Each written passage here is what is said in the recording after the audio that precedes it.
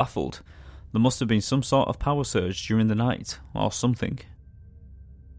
Early one afternoon in April 2017, during the filming of TV's Most Haunted, a wooden chair came sailing through the air, narrowly missing me before bouncing off a table behind me and crashing to the floor. This was the most frightening experience I have had to date whilst living at the Fleece, particularly because I know that every person in the building at the time was fully accounted for.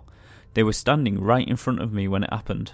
I even searched for fishing wire in case it was a very dangerous stunt they had pulled for the camera, but there was genuinely nothing there, just a broken chair, a shocked TV crew, and a very pale and shaky landlady.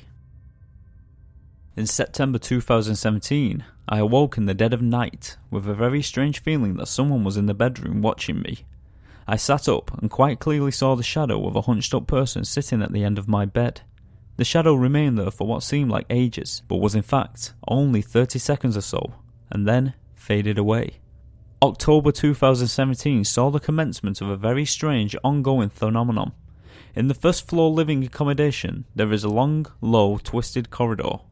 It's a very dark area with no window nearby to shed any light, so I fitted a glass crystal drop light fitting to brighten the area up a bit. One day, a member of staff was sitting on the floor at the opposite end of the corridor. He was painting the skirtings, when he made a short film and sent it to me with the message, "Christine, it won't stop." The film showed a single large crystal from the light fitting swinging steadily back and forth. I stopped the crystal swinging, thinking he must have knocked it somehow, but could feel the crystal pulling gently on my hand as I held it still. I let go, and it immediately resumed swinging. The same single crystal continued swinging for over a week, during which time lots of people went to see the phenomenon, but no one could explain why it was happening. I called in a paranormal investigator who set up his ghost hunting equipment near the phenomenon, and he was every bit as startled as I was when the alarms and lights on the equipment went crazy, flashing and buzzing. The activity stopped for 3 days, then it started again. The same single crystal swinging vigorously back and forth. This has continued ever since.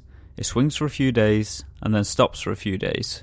The longest continuous uninterrupted episode of the swinging crystal is 13 days, and as I write this, in June 2019, the blessed thing is at it again.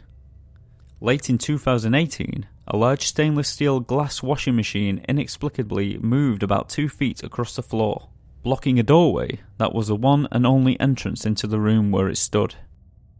Overnight on the 23rd of December 2018, a large TV in what is now the pool room came crashing down to the ground at 3:30 am. We checked the building, suspecting a burglary, but there was no intruder. However, the next day, investigation of the more than adequate TV bracket fixings to the wall indicated that the TV bracket had been physically ripped away from the wall, and what is more, the smashed up TV was not found lying in the position one would have expected it to have landed had it merely fallen away from the wall. Furthermore, just a day later, on Christmas Day morning 2018, whilst preparing the inn for opening, I saw and spoke to what I thought was my husband standing where the fallen TV once hung, only to see him emerge from the kitchen behind the bar to answer me.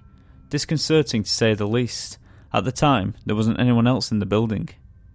Quite often, I, and others, feel the sensation of being touched, as though someone is patting my back, stroking my arm, or stroking or moving my hair.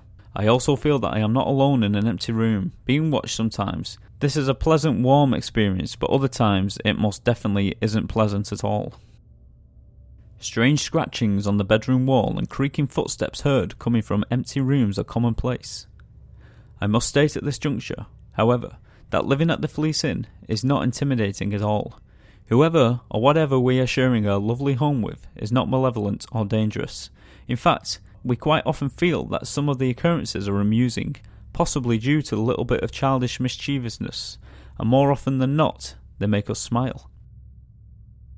And lastly, on the 10th of September 2019, whoa, that was 10 days ago, my husband and I were woken in the early hours by what sounded like someone walking around our bedroom, opening or rattling doors and drawers.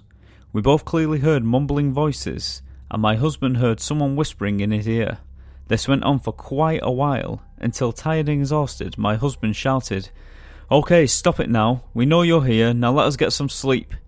the activity subsided almost immediately, and we finally managed to go back to sleep.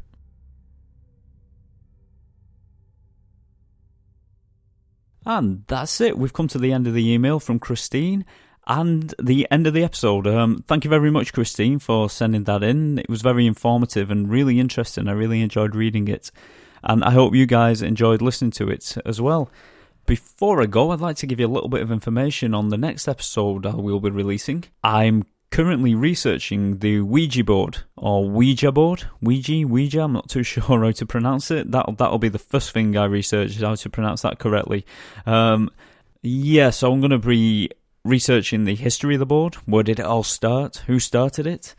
Was there anything like the Ouija board before it was actually introduced? And maybe try and get a few accounts of people who have used it. I mean, if any of you guys have any stories about using a Ouija board, Ouija, get in touch with me, and get in touch with me through Facebook or email the podcast. I'll put all the links in the show notes.